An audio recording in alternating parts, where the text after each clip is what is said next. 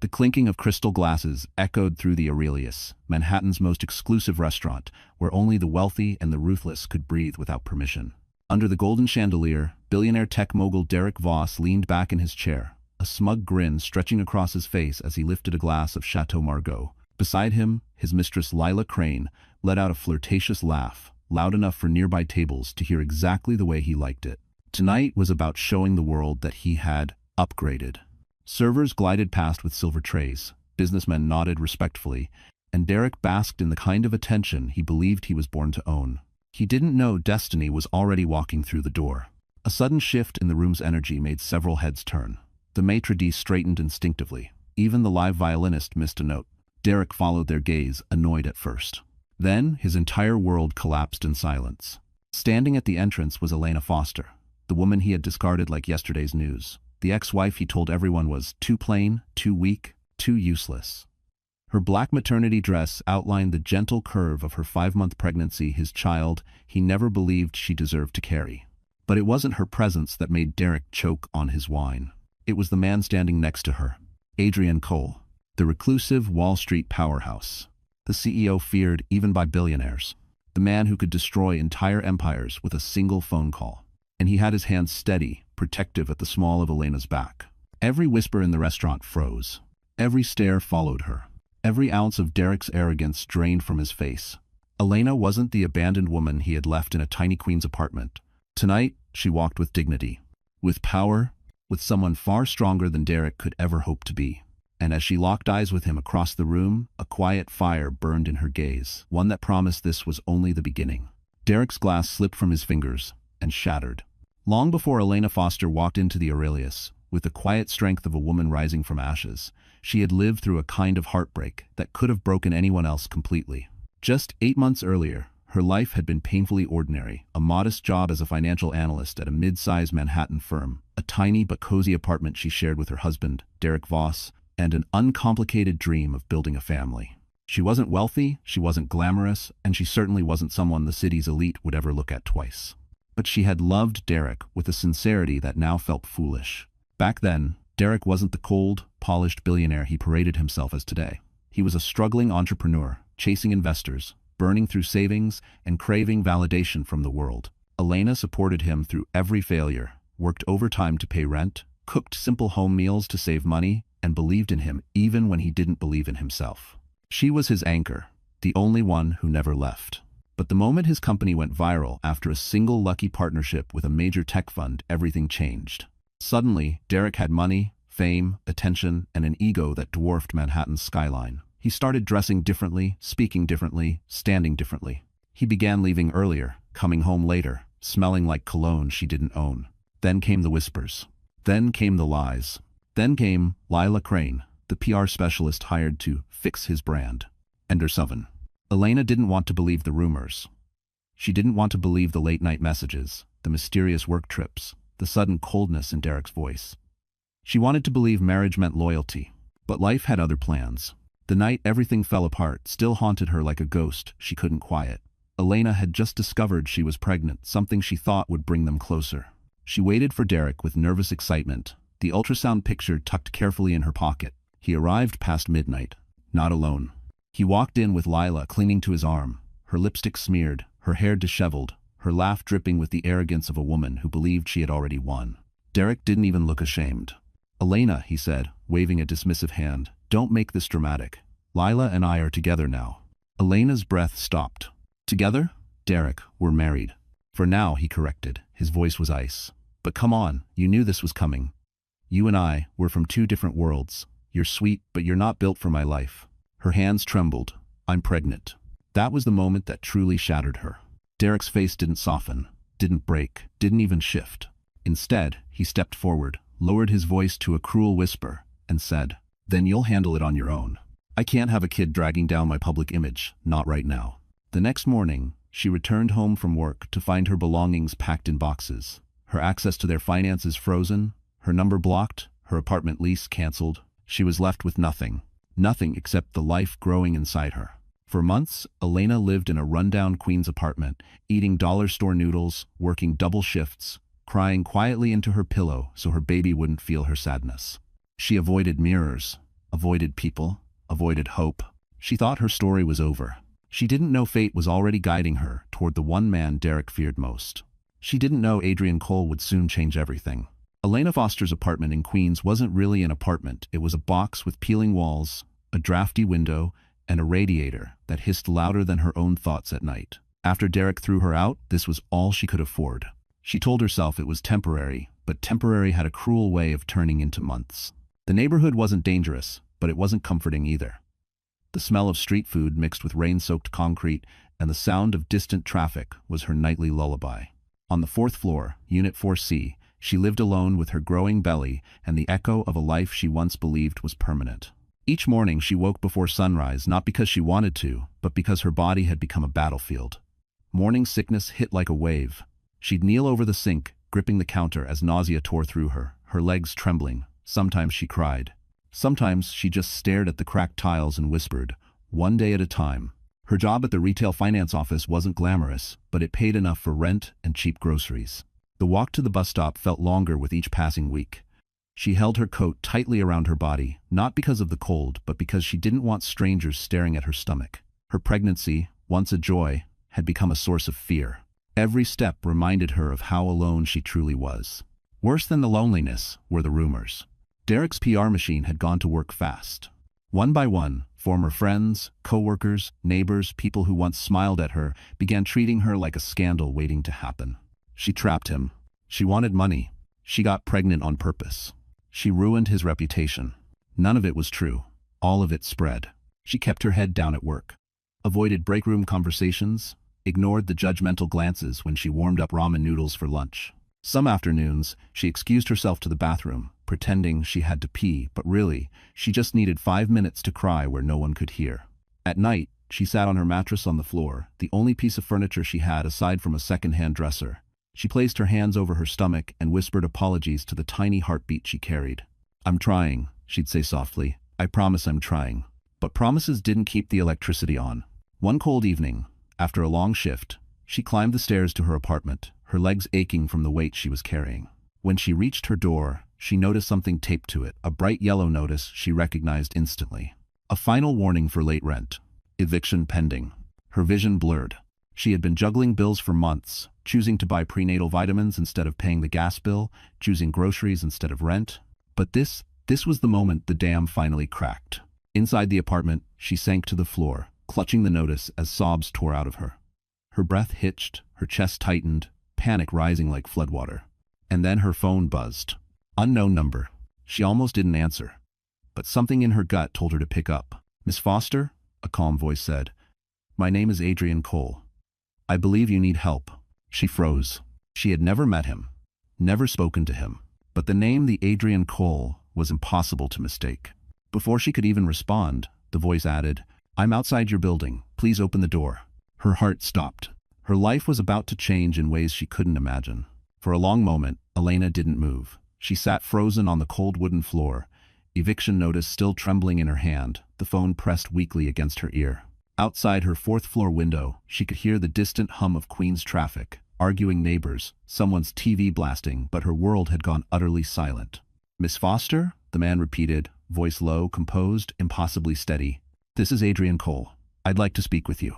Her breath stuttered.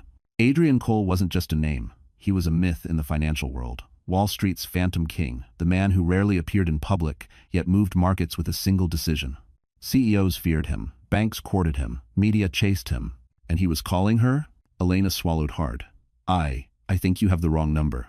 "No," he said gently. "I'm exactly where I intend to be." A chill ran down her spine. "How do you even know me?" she whispered. There was a pause, short, but weighted. "Because," he finally answered, "I saw what happened to you. And I don't ignore injustice." Before she could respond, he added, "Please open the door, Elena." Her heart nearly stopped. She staggered to her feet, gripping the wall for balance. Her body felt heavier than usual, the pregnancy pressing uncomfortably against her ribs. She wiped her tears quickly, though she wasn't sure why. Trying to look presentable for a man like him felt laughable. Her door had 2 locks. Her fingers fumbled on both. When she finally pulled it open, cold December air swept into the apartment, and behind it stood a tall figure in a charcoal coat, snowflakes caught in his dark hair, eyes sharp yet unexpectedly warm. "Adrian Cole," in the flesh, standing at her doorstep. For a moment, Elena forgot how to breathe. Adrian looked at her small, run-down apartment, the flickering kitchen light, the stacks of unopened bills, the single mattress on the floor. But he didn't show pity, not disgust, only a quiet, fierce anger, though not at her. "May I come in?" he asked softly. She stepped aside, embarrassed by the state of her life. "Sorry, I wasn't expecting company." "You've been through enough," he said, removing his gloves. "I didn't come here to judge you." But Elena couldn't help it. Shame wrapped around her like barbed wire. "Why are you here?" she asked, voice cracking. "No one even calls me anymore." Adrian studied her gently. "Because you deserve better than what was done to you." Her throat tightened. "You don't even know the story." "I know enough." His gaze softened. "I know Derek Voss. And I know what men like him do to women who threaten their image." Her chest tightened at the sound of Derek's name. "So this is revenge for you?" she asked bitterly. "Using me as leverage?" Adrian stepped closer, lowering his voice. "Elena, if I wanted revenge, I had 1,000 chances before now. Here's if he won them. Then, after a beat, I'm here because I saw a woman fighting alone when she never should have been." Her eyes burned. She hated crying in front of strangers, but something about Adrian's presence, steady and unhurried, loosened the walls she'd been holding up for months. "I'm not strong," she whispered. "Yes," he said, without hesitation. "You are. You just forgot." She stared at him, this impossibly composed man in her tiny, broken world. He extended a simple, unassuming card. "If you'll trust me," he said, "I can help you rebuild everything he tried to destroy." Elena hesitated. Her fingers hovered. Her life had already collapsed once because she trusted the wrong man. Could she trust another? As she finally reached for the card, Adrian's expression shifted quiet, knowing. This decision, she would soon learn, would change everything. The next morning, Elena sat on the edge of her thin mattress, staring at the business card in her hand as if it were a foreign object. Adrian Cole and Hawthorne Capital. Even the embossed lettering felt intimidating, heavy with a world she didn't belong to. She had barely slept. Her mind replayed everything from the night before in looping fragments, his knock, his calm voice, the way he stood in her doorway like a storm waiting to break. She kept telling herself it couldn't be real. People like Adrian didn't walk into the lives of people like her. They didn't climb 4 flights of rickety stairs in Queens. They didn't look at women abandoned and pregnant and say, "I want to help." But he had. And now she had no idea what to do. A knock startled her. Not again, she thought, her heart racing. But it wasn't Adrian. It was Mrs. Calderon, her elderly neighbor from 4B, holding a small paper bag. "Breakfast," the woman said gently. "You didn't come by yesterday." "And so." Elena tried to smile. "Thank you. I'm just dealing with a lot." The old woman touched her arm, eyes soft with concern. "You're stronger than you think, mija." If only Elena believed it. After Mrs. Calderon left, Elena dressed slowly, pulling on a sweater she'd worn so many times the fabric had thinned at the elbows. She brushed her hair, tied it back, and looked at her reflection. She didn't look powerful, didn't look capable. She looked like a tired pregnant woman trying not to collapse. Still, she picked up the card again. "If you'll trust me, I can help you rebuild everything." It had sounded impossible, but so had Derek showing up with Lila in their living room that night. So had being thrown into poverty overnight. So had surviving it. Maybe impossible things could happen on both ends of life. Just before noon, she made her decision. The office tower was on Park Avenue, tall enough to scrape the winter sky. Elena stood outside the revolving doors, tugging nervously at her sleeves as sleek black cars glided up the street. Wealth moved around her like a different species, tailored coats, leather briefcases, people who walked as if the world belonged to them. She felt painfully out of place. Inside, marble floors gleamed beneath her shoes. Security guards in navy uniforms nodded politely. Receptionists smiled with practiced warmth. But as Elena stepped toward the elevator, she saw something that made her stomach twist, a giant digital display with scrolling financial news. And right there, bold and impossible to miss, Derek Voss, founder of Vostech, prepares to announce new expansion deal. Her breath caught, his face stared back at her, polished and confident. Beside him, a smaller picture of Lila Crane. The caption read, "Vostech's PR director sparks new branding vision." Elena's throat tightened. She blinked rapidly, fighting tears. "Miss Foster?" She turned. Adrian stood there, immaculate in a dark suit, but his eyes softened when he saw her shaken expression. "You came," he said quietly. She nodded. "I almost turned around. I'm glad you didn't." He gestured for her to follow him into a private elevator. The doors slid shut, and the city noise faded until there was nothing but the hum of the rising lift. "I know that coming here must feel overwhelming," Adrian said. "But I asked you because you have something valuable." She shook her head. "I have nothing. You're wrong." He looked directly into her eyes. "You have truth, and truth is the one thing men like Derek cannot control." Her breath caught. "And I need someone with truth," Adrian added. "Someone willing to fight back." Fight back. The words felt foreign, dangerous, and strangely powerful. When the elevator opened into a panoramic office overlooking Manhattan, Elena stepped out and felt, for the first time in months, a flicker of something she thought she'd lost. Possibility? Derek Voss prided himself on being impossible to surprise. He had built an empire by outsmarting competitors, predicting trends before analysts saw them, and stepping on anyone who dared get in his way. But ever since that night at the Aurelius, when Elena walked in with Adrian Cole, something inside him had begun to fracture. He tried to pretend it didn't bother him. He tried to hide behind arrogance. He tried to act like Elena was still the fragile, helpless woman he had tossed aside. But the image of her walking confidently beside Adrian replayed in his mind like a glitching video loop. Worse, people saw it. Investors whispered. Board members exchanged glances. His own staff avoided eye contact. And Derek felt something he hadn't felt in years. Fear.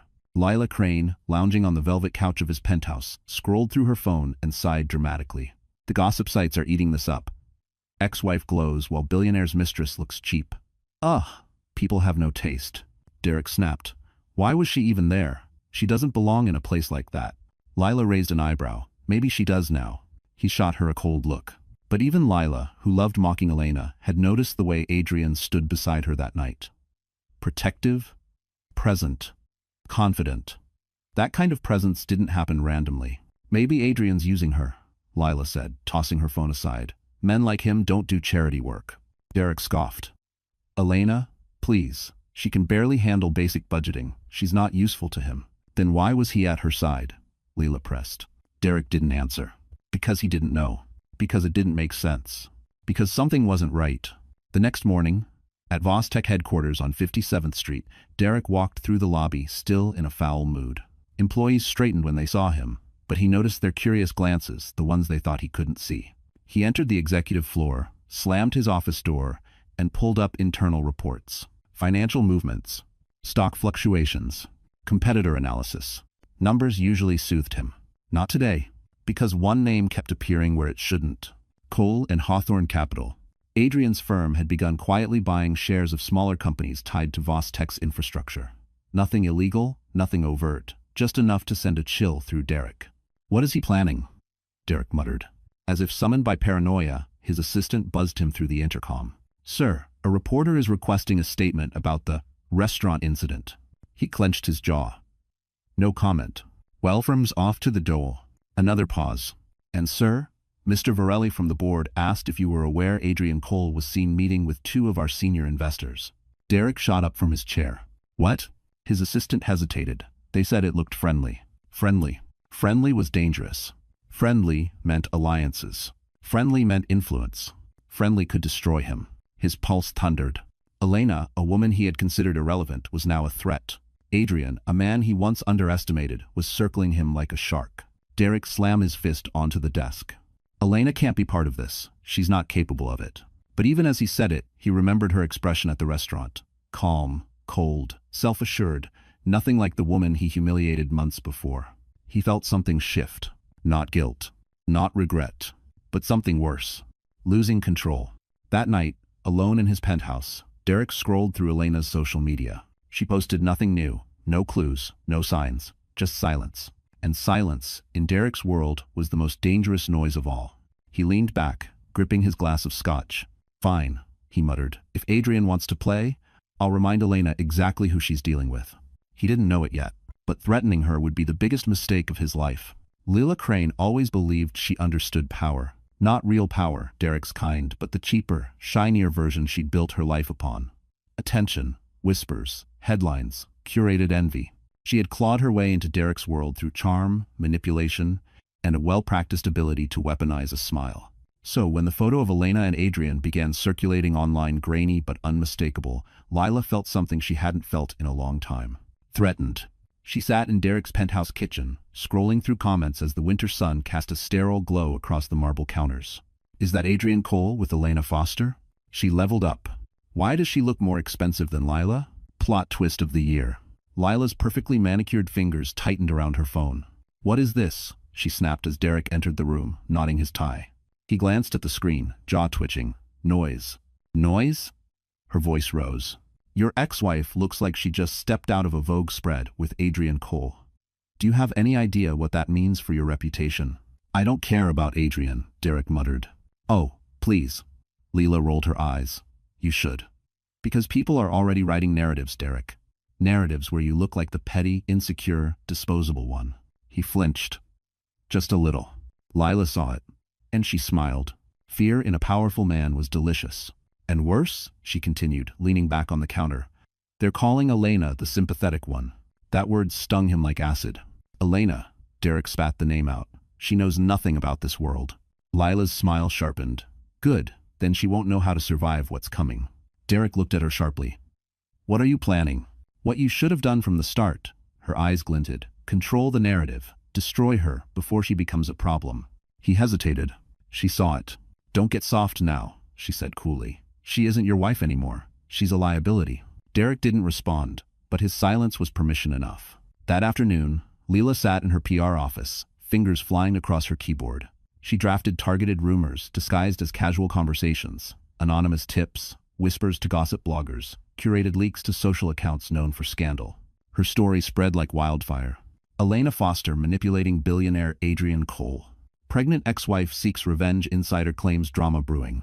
Sources say she's using her unborn child to regain wealth and status. Lila didn't stop there. She dug through old photos, found an image of Elena crying outside a subway station months ago, taken on a day Elena had fainted from exhaustion. Lila sent it to a tabloid with a fabricated caption, suggesting Elena had emotional instability and financial desperation. It mine his face, or life form us, in $C. Within hours, social media turned vicious. Elena saw none of it at first. She was sitting in Adrian's office, reviewing spreadsheets he'd asked her to analyze, when her phone began buzzing relentlessly. Notifications piled up. Her stomach tightened. She clicked one. Her heart dropped.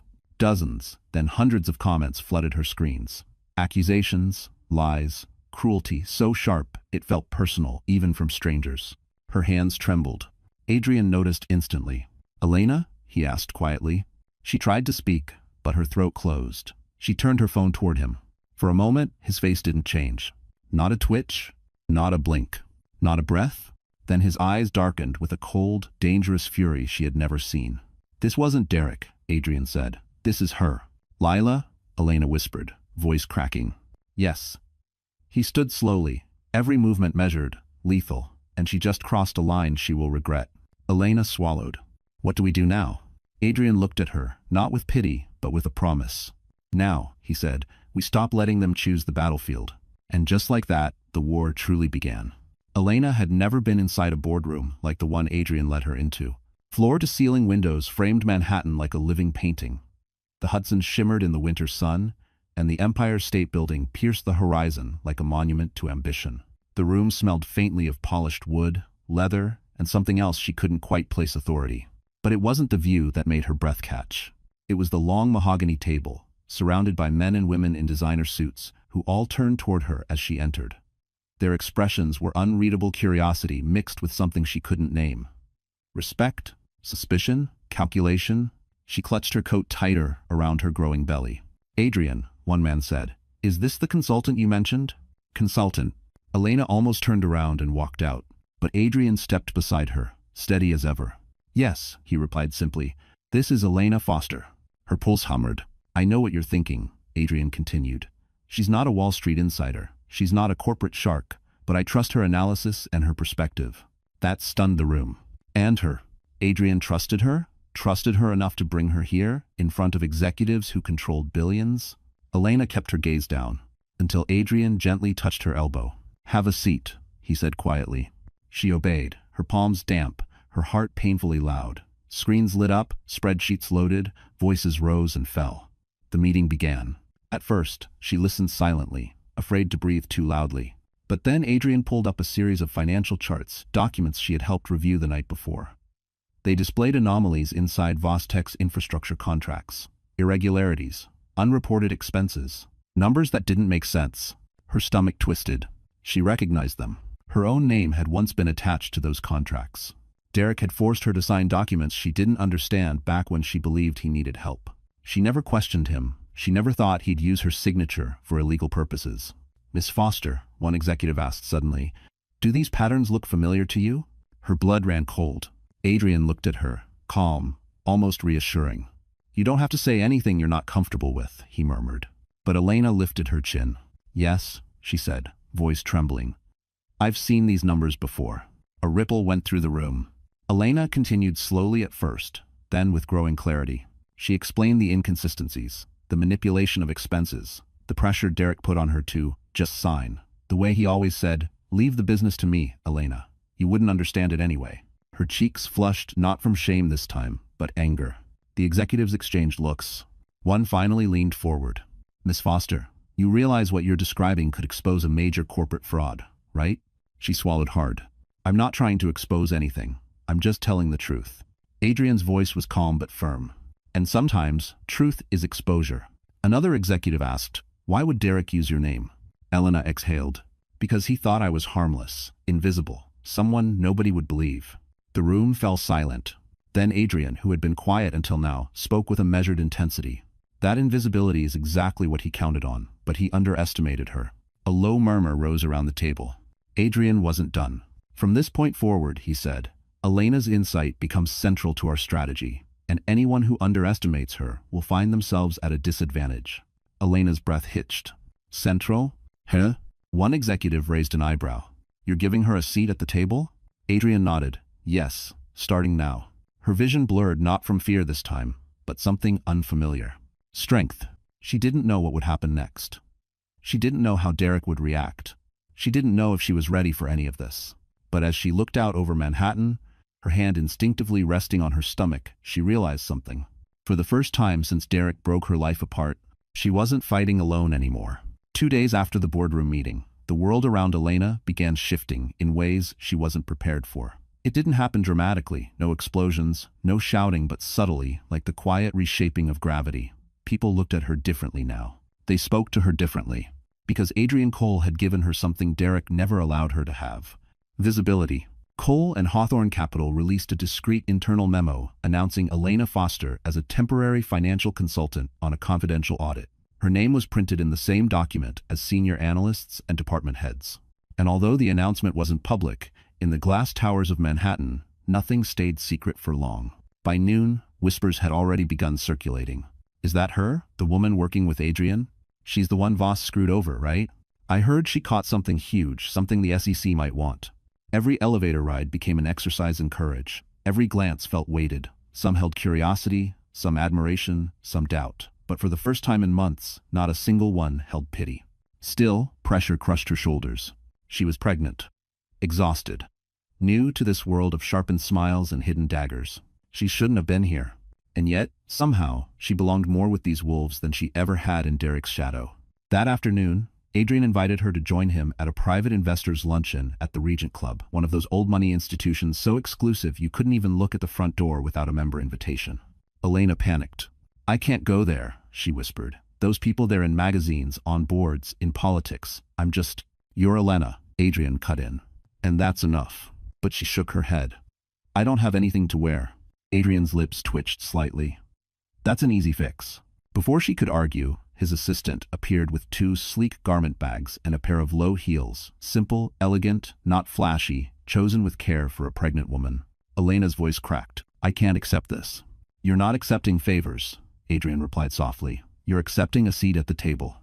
Be Tandus. The Regent Club looked like old New York wealth carved into stone. Gold-plated sconces, oil portraits, mahogany walls. A place where deals worth billions were whispered over crystal decanters.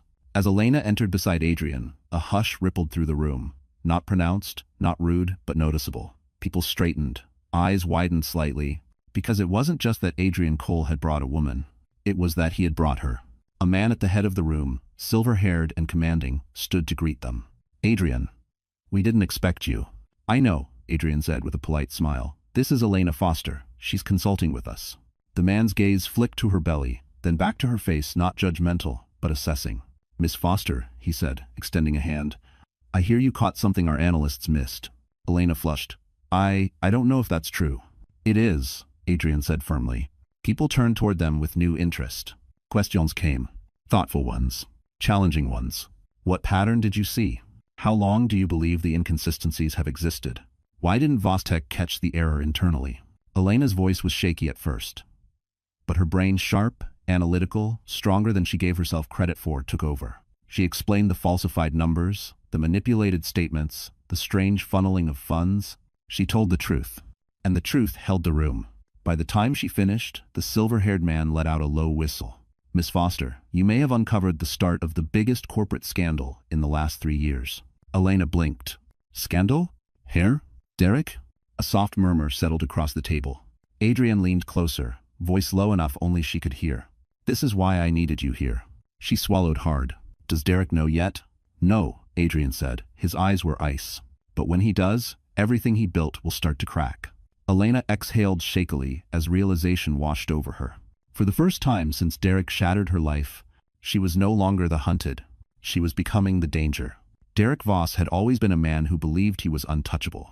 But for the past 48 hours, something had shifted in the atmosphere, subtle at first, then unmistakable. Calls went unanswered, emails were abruptly polite, meetings he was used to commanding suddenly felt tense. People were watching him, people were whispering, and whenever he walked into a room, a strange silence settled, like dust before a storm. He tried to ignore it, chalk it up to paranoia, but denial cracked wide open the moment his CFO, Grant Melville, stormed into his office without knocking.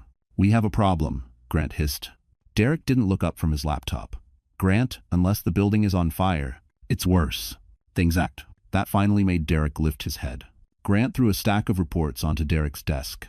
Cole and Hawthorne Capital is buying positions in 2 of our partner companies. Quietly, strategically. Derek stared at him. So? Grant nearly shouted. So Adrian Cole doesn't make moves unless he's preparing to take someone down. The words struck like a punch. But Grant wasn't finished. And the board knows. They're asking questions. Aggressive ones. Derek's pulse hammered. Adrian. This all led back to Adrian. Or rather, Elena. His jaw tightened. What did she tell him? Derek growled. What lies is she feeding him? Grant hesitated. I don't think they're lies. Derek slammed his hand on the desk. She doesn't know anything. Grant flinched. She signed off on those documents, he said quietly. Derek's blood ran cold. She was my wife, he snapped. I told her what to sign. That doesn't mean she understood it. Grant lowered his voice. But legally, that won't matter. Silence. Heavy. Suffocating. Then Grant delivered the killing blow. Derek, if she talks to the SEC, you're done. That evening, Derek retreated to his penthouse, once his sanctuary, now a cage.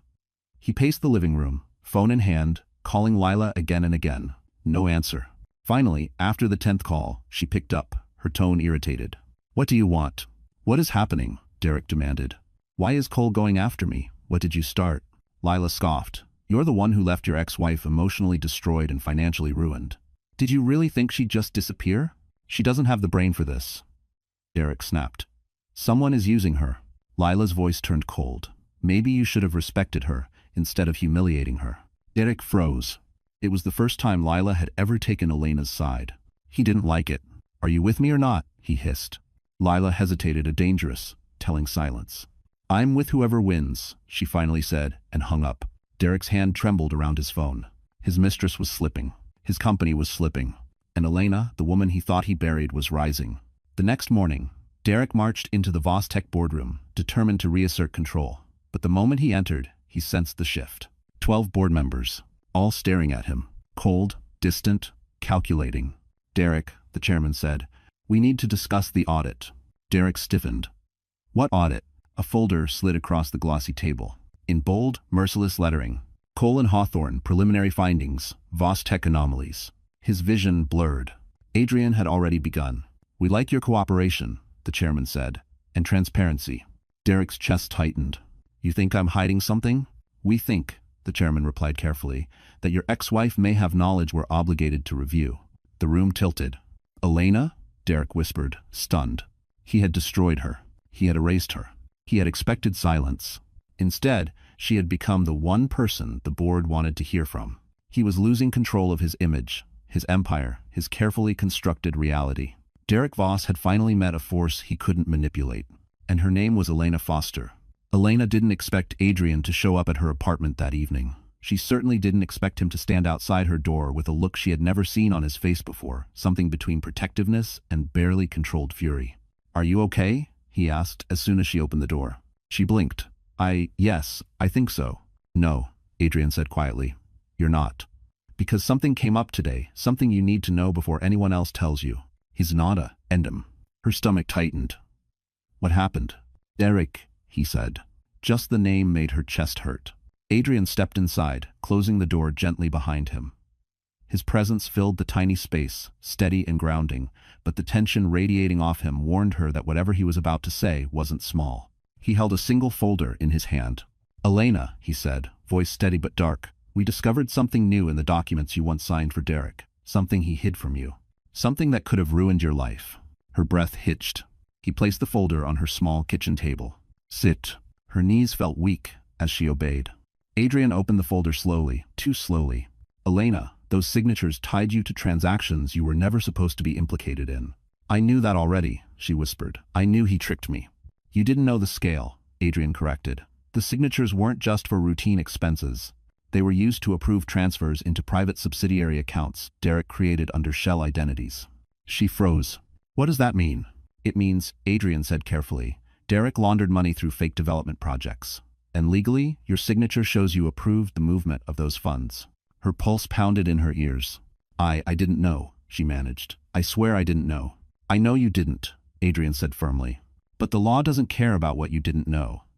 If the SEC had discovered this before we did, you would have been the first person they came after." A wave of dizziness swept through her. She pressed a hand against her belly, as if shielding her child from the truth. "I could have gone to prison," she whispered. Adrian's jaw clenched. Yes. And Derek knew that. He counted on it. Experience. Elena's vision blurred with tears, not from fear, but from betrayal, so deep it felt like her chest was splitting open. "How could he?" she choked out. "How could someone who said he loved me put me in that kind of danger?" Adrian crouched beside her, his voice low, steady. "Because men like Derek only love themselves." Tears slipped down her cheeks, silent and painful. "Elena," Adrian said gently, "there's more." She looked up, raw, trembling. "What else?" Adrian exhaled. "We also discovered that Derek kept copies of those documents, hidden, not destroyed. Almost as if he planned to use them later against you." Her lips parted in shock. "He wanted leverage," Adrian continued. "If you ever threatened his image, he could have had you arrested." For a long moment, Elena couldn't speak. She couldn't breathe. Her entire body felt numb. Then, like a dam breaking, her fear twisted into something else. Anger. Pure, searing, righteous anger. "He wanted to ruin me," she whispered. "He threw me out, took everything, humiliated me, and still wanted a way to destroy me if I ever fought back." Adrian nodded. "But he failed," he said softly, "because you're not alone anymore, and because now we control the truth, not him." Elena wiped her tears, her hands suddenly steady. "What do we do now?" she asked. Adrian met her gaze, calm, unflinching. "Now," he said, "we show the board what Derek tried to hide." Elena drew a breath. For the first time, the fear didn't win. This time, she was ready to fight. The next morning arrived gray and sharp, the kind of New York winter day where the cold felt personal. Elena walked beside Adrian through the marble lobby of Cole and Hawthorne Capitol, clutching her coat a little tighter. Her heart raced, not from fear this time, but from the weight of what she now knew. Derek had used her, endangered her, prepared a legal noose she never saw coming. She expected Adrian to walk her straight to another meeting, but instead, he took her to the top floor of his private office, a space so quiet it felt insulated from the world. Floor-to-ceiling windows cast a pale light across polished steel and dark walnut surfaces. Adrian gestured for her to sit. "There's something we have to discuss before we move forward," he said. Elena sank into the leather chair, bracing herself. "Is it about the documents?" "That's part of it," he replied. "But it's bigger." He slid a new file across the table. "Elena, someone leaked to the press that you're involved in an SEC investigation." Her breath caught. "What? That's not true. I haven't spoken to anyone." "I know," Adrian said calmly, "but perception can do damage even when reality can't." He opened the file. Headlines stared back at her. "Ugly. Loud. Cruel. Derek Voss's ex-wife, named in financial scrutiny. Sources. Elena Foster expected to testify in corporate probe." Thank you for watching. Pregnancy used for sympathy, insider questions, motives. Her chest tightened painfully. Lila did this. Absolutely, Adrian said. And Derek let her. The betrayal tasted metallic. But why now? Elena whispered. Why make it about me? Adrian held her gaze. Because they think the easiest way to protect themselves is to break you before you become credible. For a moment, Elena felt the old fear rise cold, choking, familiar. It reminded her of nights crying alone in Queens, afraid she'd never escape Derek's reach. But this time, she forced herself to inhale, to steady. What do we do? She asked. Adrian leaned forward, elbows on the table, voice low. We give them what they fear most. Her brow furrowed.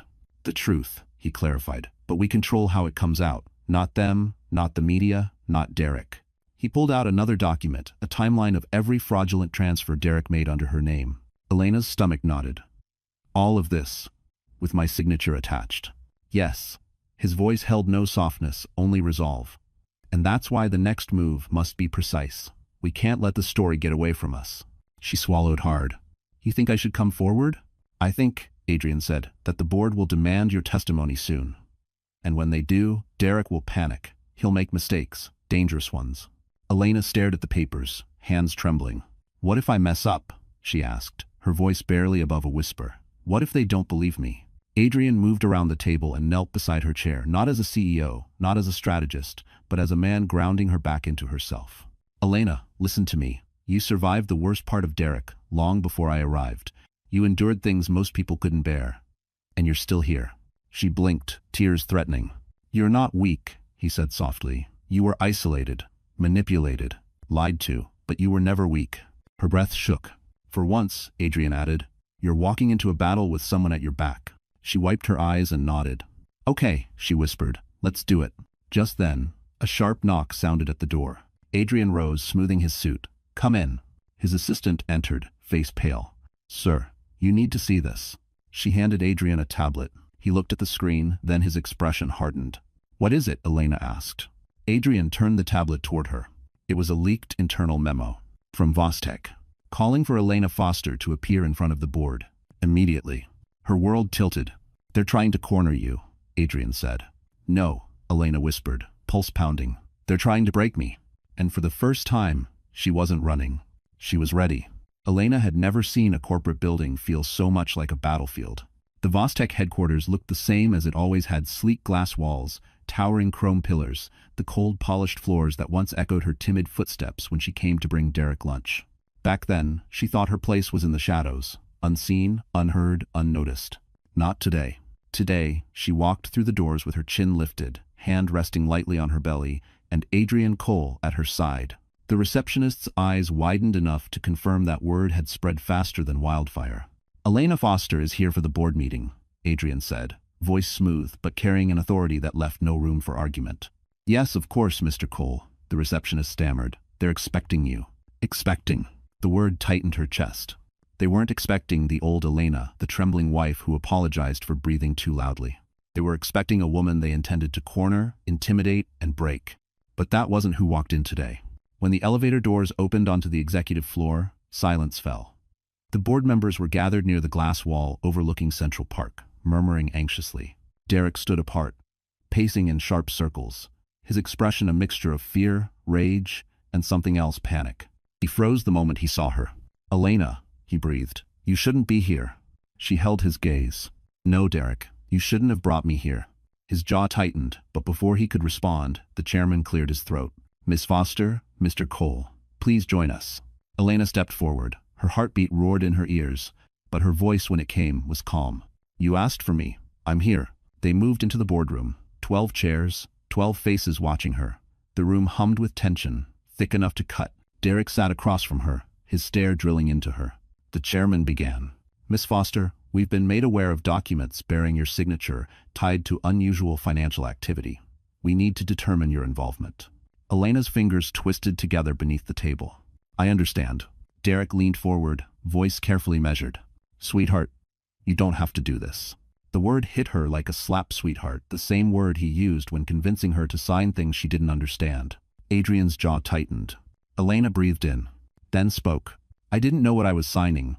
Derek told me it was harmless. He said the business was too complicated for me to understand. A murmur rippled across the board. The chairman lifted a file. These signatures approved fund transfers that were later moved into private holding accounts. Did you authorize that knowingly? No, Elena said, louder this time. I had no knowledge of any illegal activity. Derek misled me. Derek slammed his hand on the table. That's a lie. End quote. Adrian's voice dropped to a deadly calm. She has proof. Elena opened her bag, pulling out a small flash drive. Her hands didn't shake. These are voice recordings, she said. Conversations between Derek and me from the time he pressured me to sign. He told me everything was routine. He told me not to worry. He told me my signature was just a formality. Derek's face drained of color. You recorded me? He whispered. I had to, Elena replied. Because I knew one day you'd try to blame me. The chairman ordered the files played. Derek's own voice filled the room. Just sign it, Elena. Don't ask questions. You wouldn't understand this stuff anyway. No one is going to look at your name. It's fine. When the recordings ended, the room fell into stunned silence. The chairman turned slowly to Derek. Is there anything you'd like to explain? Derek's lips parted, no words came out. And for the first time since their marriage ended, Elena saw him for exactly what he was. A man terrified of a woman he once believed was powerless. She straightened, gathering strength she never knew she had. I'm done hiding, she said softly. And I'm done letting him use me. Adrian met her gaze, steady, proud. The boardroom had shifted. Elena wasn't prey anymore. She had become the witness who could bring an empire down. The boardroom felt like it was holding its breath. The moment the recordings ended, something invisible snapped, an unspoken shift in power, a tectonic crack beneath the polished table. Derek Voss, the man who once strutted through this room like he owned gravity itself, looked pale, shaken, almost small. The chairman closed the folder. Miss Foster, thank you. This information will be critical as we proceed. Derek jolted upright. Proceed with what? He barked. You're taking her side? She's my ex-wife. She's unstable, she's lying. Stop. The chairman's voice cut like ice. Your explanations will come later. We've heard enough for today. The words were a quiet execution. Derek turned to Elena, fury boiling behind his eyes. You don't know what you've started. Elena held his stare steady, unflinching. Yes, she said softly, I do. Before Derek could respond, the door opened. Two SEC officials stepped inside. A ripple of shock swept the room. Even Adrian stiffened slightly, though his expression remained composed. Mr. Voss, one agent said, we need to ask you a few questions regarding suspected financial irregularities tied to Voss Tech operations. Derek stammered, This is a misunderstanding. I haven't done anything. One official handed him a preliminary inquiry notice. This is not an arrest, but you are required to cooperate. Immediately, the humiliation hit him like a blow. The board members exchanged looks, cold, calculating looks that said one thing clearly. This wasn't a personal problem anymore. This was a corporate liability. The chairman folded his hands.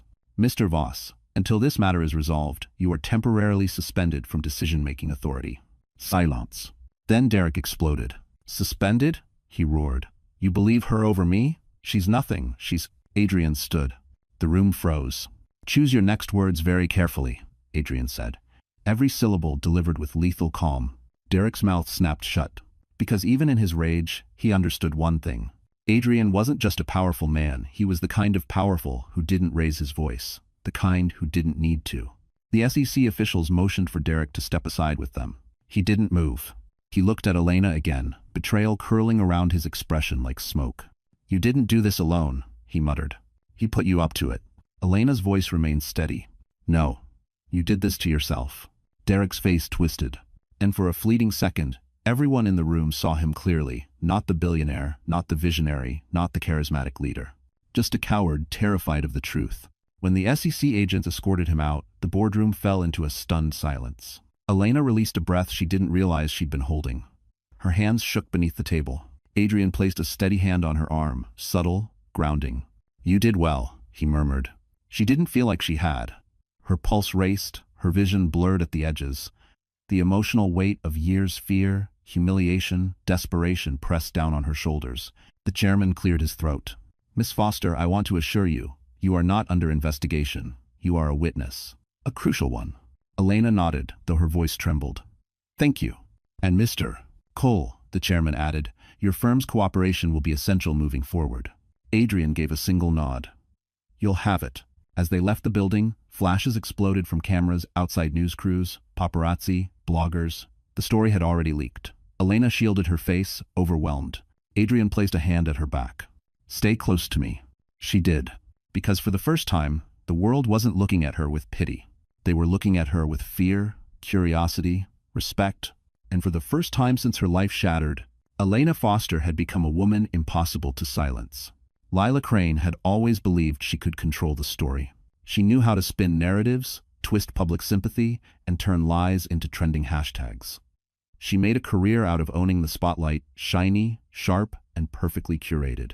But for the first time, the spotlight was burning her. And it wasn't soft, flattering PR light. It was harsh, unforgiving, exposing everything she thought she had buried.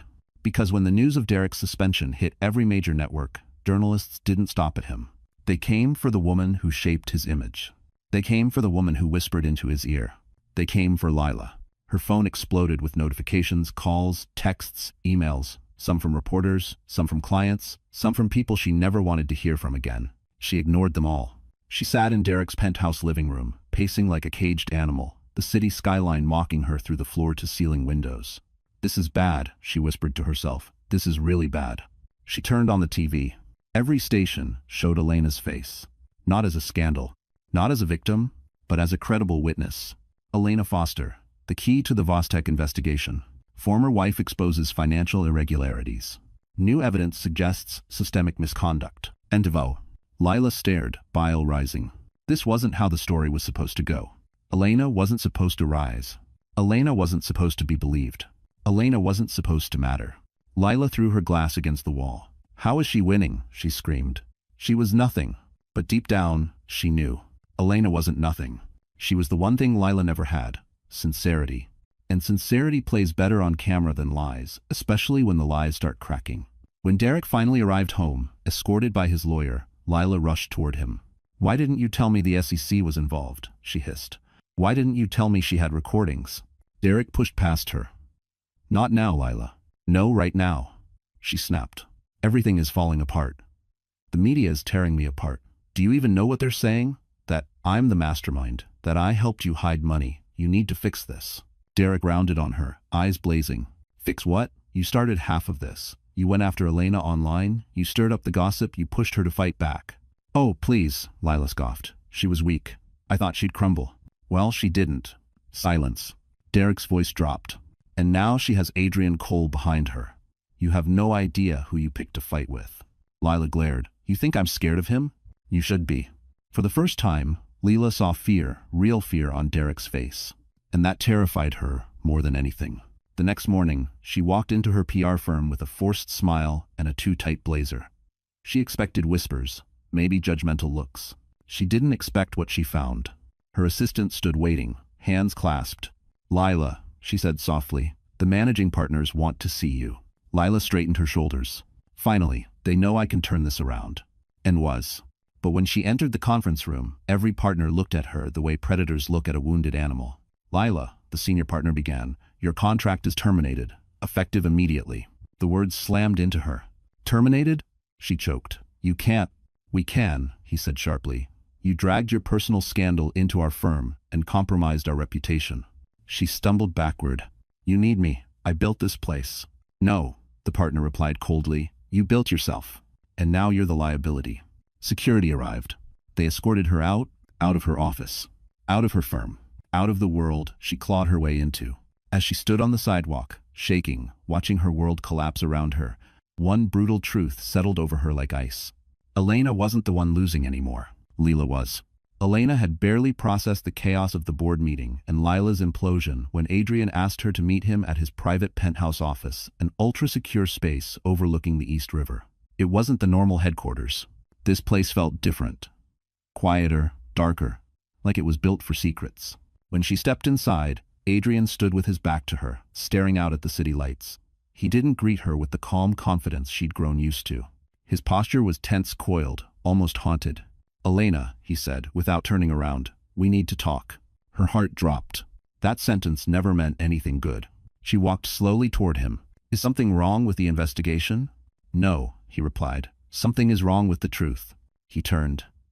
And for the first time since she met him, Adrian looked vulnerable.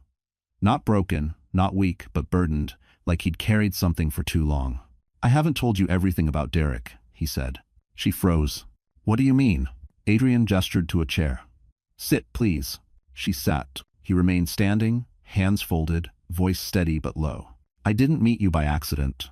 Her blood ran cold. "You? What?" "I didn't know you personally," Adrian explained, "but I knew of you long before that night in Queens." A strange, icy dread crept up her spine. "How?" she whispered. Adrian finally spoke the truth. "Derek and I weren't just business rivals. We were partners 5 years ago, on a major development fund. I believed in him, I trusted him, and he betrayed me." Elena's breath caught. Adrian continued. "He falsified documents, rerouted funds, sabotaged a deal that cost my firm millions. He walked away clean because he framed a junior analyst on my team. A good man. That man never worked again." Elena's chest tightened. "So, you wanted revenge?" "No." Adrian stepped closer. "I wanted accountability, but Derek disappeared behind lawyers and NDAs. I couldn't touch him legally, not without someone who knew how he operated. Someone he underestimated."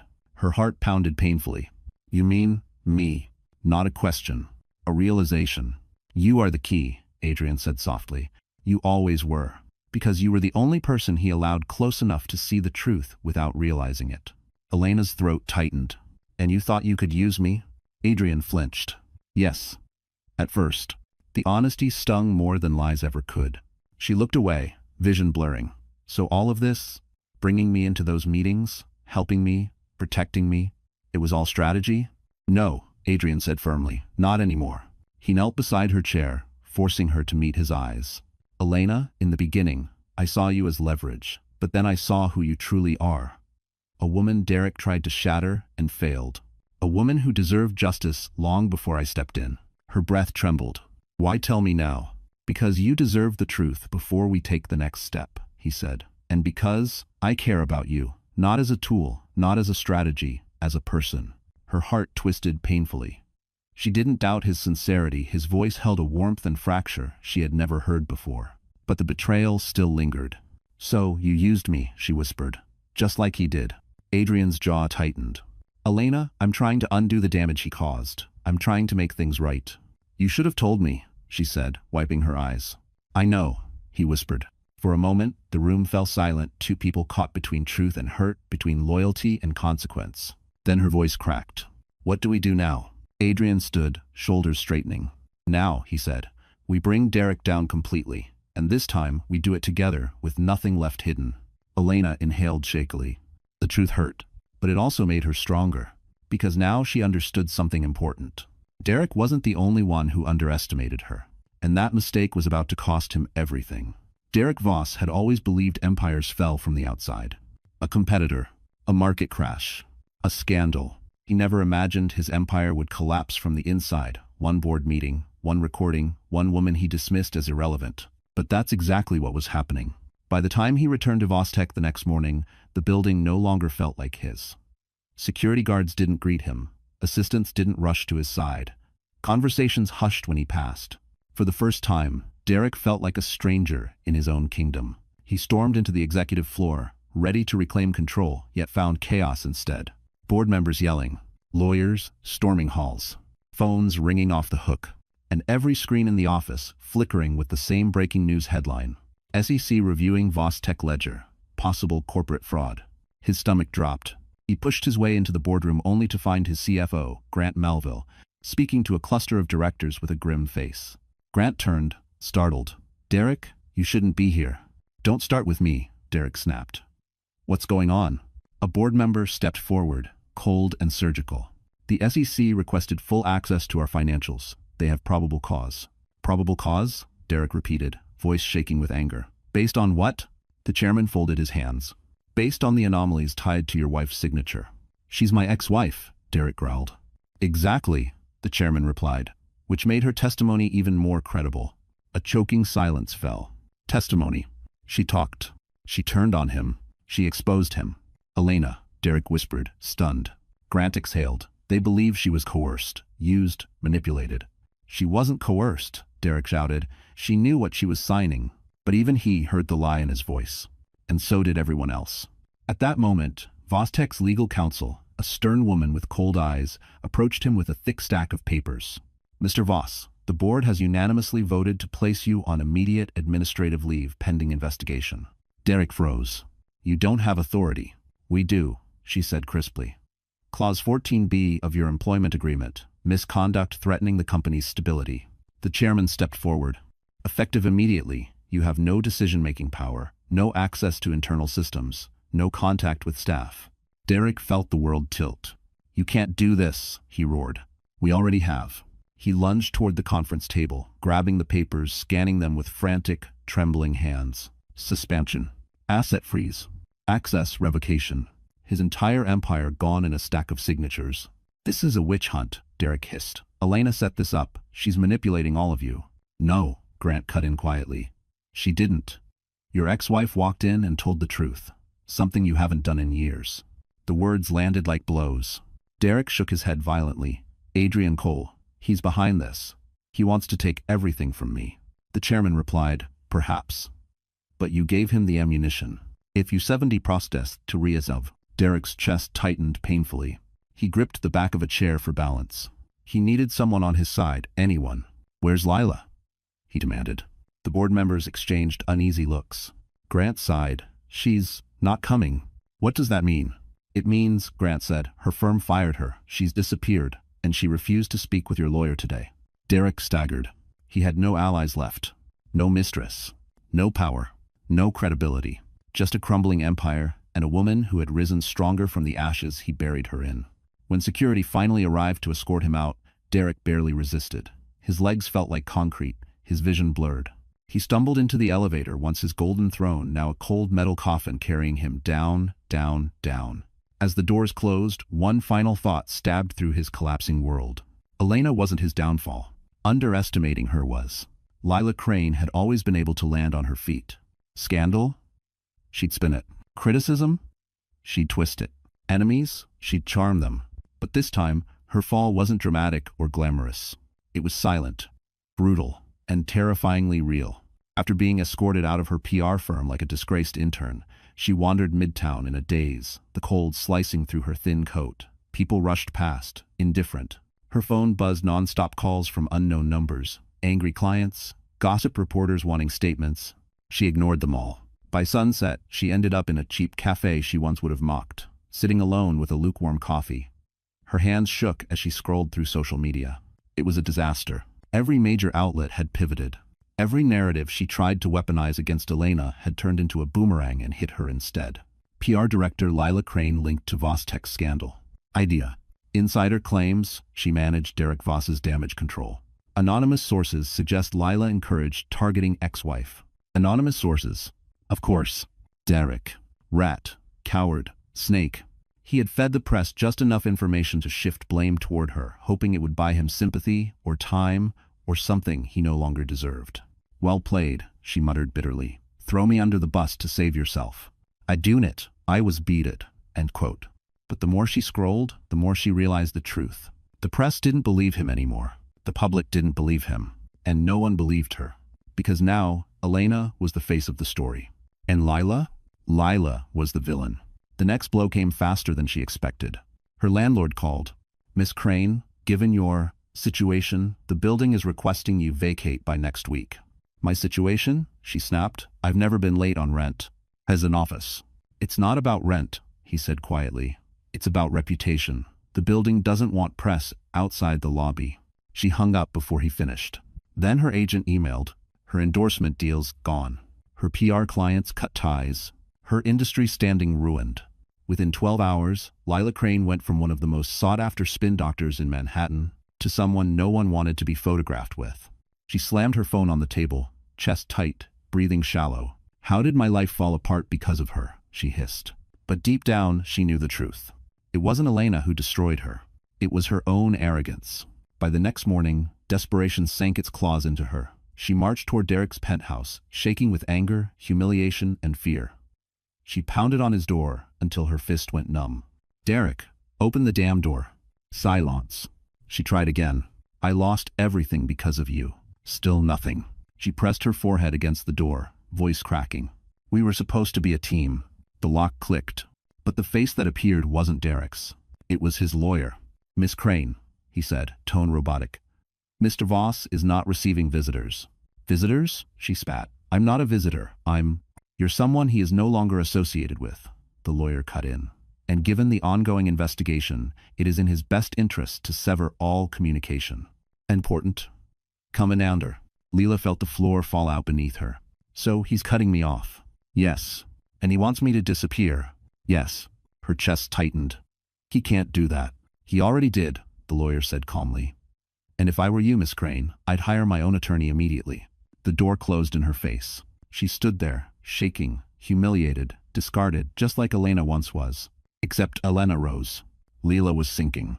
As she stumbled into the elevator, tears streaming down her face, she realized something she had never allowed herself to believe. She had backed the wrong man. And unlike Elena, no one was coming to save her. Because when the queen rises, the mistress always falls first. For the first time in months, Elena woke up without dread sitting on her chest. The morning light seeped through the penthouse guest room, where Adrian insisted she stay until the investigation stabilized. It was warm, gentle, a soft gold brushing across her skin as if life itself had finally stopped punishing her long enough to let her breathe. She sat up slowly, hand instinctively resting on her belly. "You're safe," she whispered to her child. "And we're not alone anymore." Her phone buzzed. A text from Adrian. "Board ruling released. Come to the office when you're ready. Big day." Her heart fluttered, not from fear, but anticipation. Something was changing. She dressed carefully, choosing the simple navy dress Adrian's assistant had picked out for her weeks earlier. Not glamorous, not flashy, but strong, respectable. A woman who survived hell and walked out carrying truth like armor. When she arrived at Cole and Hawthorne, people didn't stare at her with curiosity anymore. They nodded with respect. A receptionist smiled genuinely. A security guard held the door for her. An analyst whispered, "That's her." "Everybody." A senior executive said, "Morning, Miss Foster." It was surreal. And overwhelming. But not frightening, not anymore. Adrian waited for her in his office, standing by the window with Manhattan glittering behind him. "You made it," he said softly. "You asked me to come," she replied, giving him a small smile. He let out a breath, almost as if seeing her eased something tight in his chest. "There's something you should see." He handed her a folder. Elena opened it carefully. Inside were the results of the board's emergency vote. Effective immediately, Vostek appoints a temporary restructuring committee overseen by Cole and Hawthorne Capital. Her eyes widened. You're taking over?" "Temporarily," Adrian corrected. "Just long enough to stabilize the company and clean out the corruption." "And Derek?" Adrian's jaw tightened. "He's finished. Legally, publicly, financially, there's no path back for him. Out of never." Elena exhaled, a complicated mixture of relief and sorrow. She never wanted his destruction. She wanted freedom. But sometimes, freedom required consequences. "Does this mean it's over?" she asked. Adrian shook his head gently. "No, Elena. It means it's just beginning. For you." He handed her a second document, one with her name printed at the top. Consultant to Senior Oversight Committee, Strategic Analyst. Salary. More in a year than she made in her entire life combined. Elena's breath caught. I can't accept this." "You earned it," Adrian said. "You helped uncover the truth. You put your life on the line. Without you, this entire operation would have collapsed." Tears blurred her vision. "You believed in me when I didn't believe in myself," she whispered. "No," Adrian corrected softly, stepping closer. "You believed in yourself the moment you walked into that boardroom and faced Derek on your own terms." Her heart squeezed painfully, but he wasn't done. "Elena, there's something else," he said quietly. "Cole and Hawthorne has a penthouse in Midtown that's been empty for 2 years. Fully furnished, safe, spacious, comfortable for a mother and her baby." Her jaw dropped. "Adrian, it's yours," he said. "If you want it." She shook her head, overwhelmed. "I can't let you." "You're not letting me do anything," he said. "You're accepting what you deserve." Her eyes filled, not with fear, not with uncertainty, but with possibility, a future, a home, security, dignity, something Derek never gave her. Adrian stepped closer, voice lowering. "You're not just rising from what he did to you, Elena.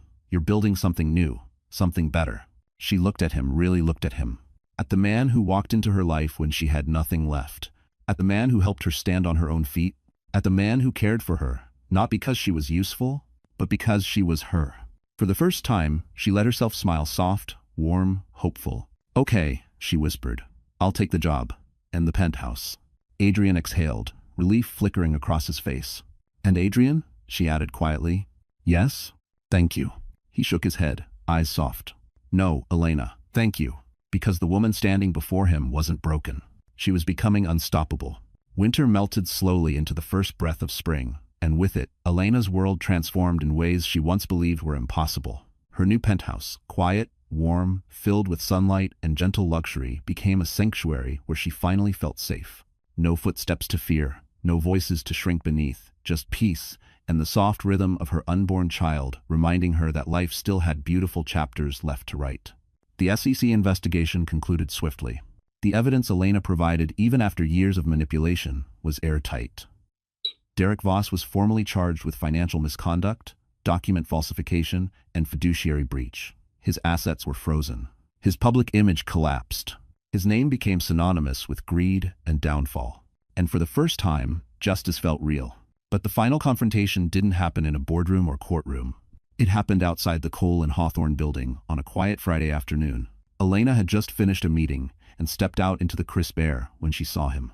Derek, not the polished billionaire who once strutted across magazine covers, not the arrogant man who believed the world bowed at his feet, but a shell, tired, disheveled, eyes bloodshot with sleepless panic. "Elena," he said, voice cracking. She froze. Adrian, walking just behind her, stiffened instantly, but Elena lifted a hand lightly, signaling him to wait. She stepped forward, calm, steady. "What do you want, Derek?" He swallowed hard. "To talk, please." The desperation in his voice didn't move her. Not anymore. "You ruined me," he whispered. "Everything I built, gone. Do you even care?" "Care?" she repeated softly. "Did you care when I slept on the floor of a tiny apartment while carrying your child? Did you care when you forged my signature? When you tried to destroy me to protect your own image?" He flinched, shame slicing through him. "Elena, I made mistakes." "Dionor." "No," she said. "You made choices." He blinked, stunned. She continued, voice calm as stone. "You chose greed over integrity. You chose cruelty over loyalty.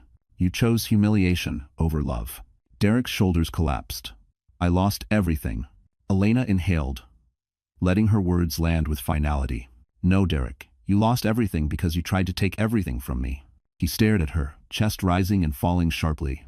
And then he broke. "I'm sorry," he whispered. "I'm truly sorry." For a moment, she simply watched him, not with hatred, not with longing, but with clarity. "You're not apologizing to me," she said gently. "You're apologizing to the version of yourself you destroyed." A tear slipped down his cheek. Elena stepped back, her hand resting over her stomach. "This chapter of my life is closed," she said, "and you're not part of my future." Derek opened his mouth, but no words came. Because he finally understood. He had lost her long before he realized she was worth keeping. Later that evening, Adrian walked Elena home. The city lights glowed like embers beneath a velvet sky. When they reached her door, he hesitated. "Elena," he said softly, "I want you to know something." She turned, heart warm. "You didn't rise because of me. You rose because you finally saw yourself the way I saw you from the beginning." Her breath caught, strong, resilient, capable of standing on her own. Then his voice lowered, gentle and sincere. "And when you're ready, I'd like to build a life with you. Not out of strategy, not out of circumstance, but because you are someone I admire. Someone I care for, someone I—" She placed a hand on his chest, stopping him with a soft smile. "I'm ready," she whispered. "For all of it." His breath trembled, but his smile was warm, unguarded, almost tender. And for the first time since her world shattered, Elena allowed herself to dream of joy, not borrowed, not fragile, but earned. Later that year, in a quiet ceremony at the Plaza Hotel, with Manhattan glittering like a promise through tall windows, Elena and Adrian exchanged vows. Her baby, now a giggling toddler with bright eyes, held her hand as she walked down the aisle. No scandals, no shadows, no more fear, just love, just healing, just a future she built with her own strength. And as she stood beside the man who helped her rediscover her worth, Elena knew one truth with absolute certainty. This wasn't her revenge arc, it was her rebirth. And just like that, our story comes to an end. If you're still here with me right now, listening to these last words, then maybe something in this journey touched your heart in a way you didn't expect. Maybe Elena's strength reminded you of your own. Maybe her quiet endurance echoed something you've lived through. Or maybe You simply needed a reminder that no darkness lasts forever. You know, the Stoics had a beautiful belief. The obstacle is the way, meaning sometimes the very things that break us are the things that rebuild us stronger, wiser, and more alive. Elena didn't rise because life became easier. She rose because she finally recognized her own worth.